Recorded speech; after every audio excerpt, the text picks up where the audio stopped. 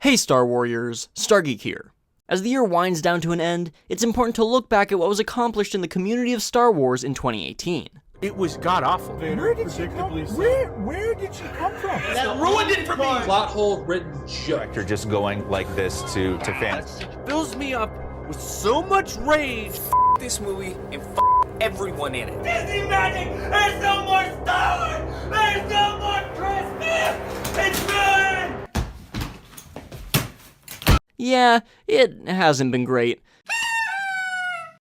As I've explained before, there's a reason I've been fairly absent from the channel this year, and I've got a whole video about that.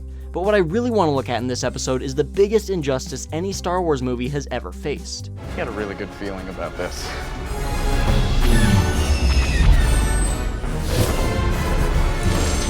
For many reasons, in large part due to the incredibly mixed reviews The Last Jedi received, Solo: A Star Wars Story had a horrible turnout. Disney's considered it an absolute flop. The future of possible sequels seems to have been put on the back burner, and the movie holds a strong position on Wikipedia's biggest box office bombs list, with a nominal loss of over $50,000. Personally, I think this is a huge shame.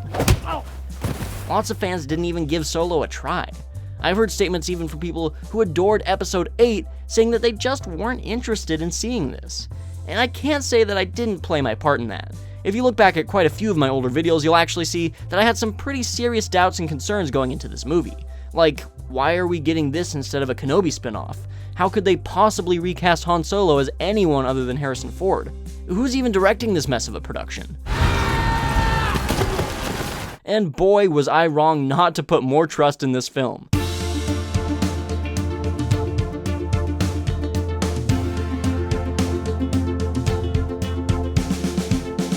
When May rolled around this year and I sat down in the movie theater, I had no idea that I was going to be experiencing 2 hours and 15 minutes of pure high-flying space fantasy adventure. This type of fun, grimy, fantastical, and ultimately inconsequential story is exactly what this franchise needed. As the story plays out, it feels more like a comic book or a Sunday serial than a blockbuster. My thoughts on it really don't get much deeper than that. It's just a really, really fun film. It's far from perfect, but I'll get to that in a minute.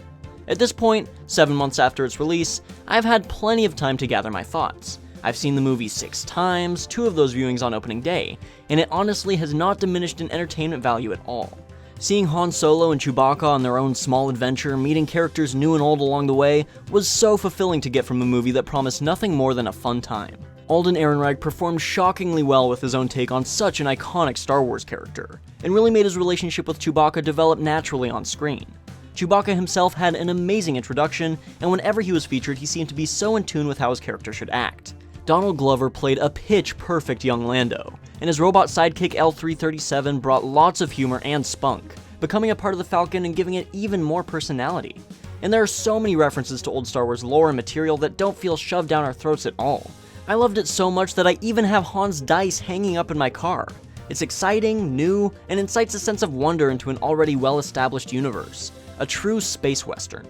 I could go on and on about every aspect of the comedy, characterization, music, action, and story that I loved, but Solo wasn't flawless. Some of the pacing felt off here and there, and the story didn't connect much to the other movies, apart from some obvious nods to certain lines and characters. Not if you round down, buddy. Yeah. But oddly enough, my biggest complaint isn't in any story beats or plot errors. The thing I dislike most about Solo is that it was way too dark. And no, not dark as in deep, negative, or brooding, it's visually dark. For a movie that's as fun and easygoing as this one, every frame just looks so muddy and unpleasant.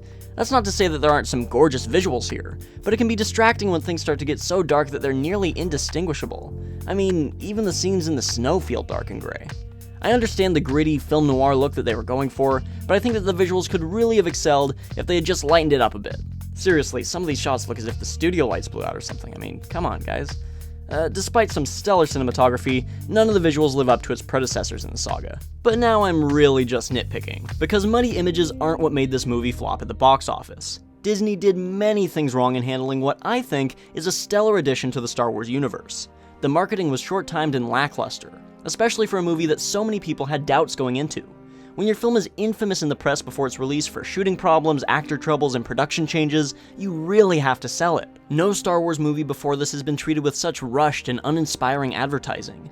Pair all of that with a release date mere months after the most divisive Star Wars movie in over a dozen years, and far too close to the most anticipated superhero movie of all time, and you get poor results. A fan base that doesn't even show up, droves of people completely boycotting it, and the dishonor of being a box office bomb. Solo definitely doesn't deserve the poor treatment it's gotten, and while it's too late to go back and change its box office turnout, it isn't too late for you to go back and give it a second chance.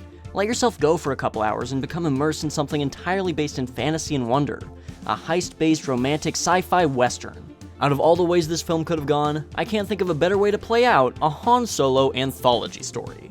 Other than to turn on Stage Light B or something. I mean, come on guys, you can barely even see what's going on.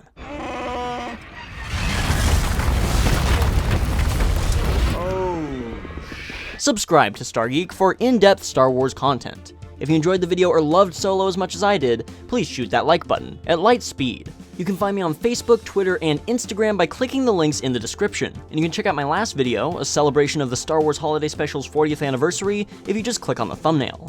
You can also click on the right to watch Star Wars Factor Beam Episode 30 on Return of the Jedi. Until we meet again in a galaxy far, far away, this has been StarGeek. Happy New Year.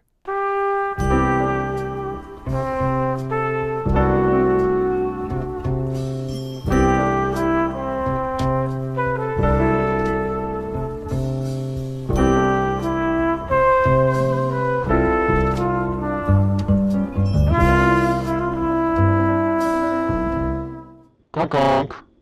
Gonk. Gonk. Gonk. Gonk. Gonk. Gonk. Gonk. Gonk. Gonk. Gonk. Gonk. Gonk. Gonk.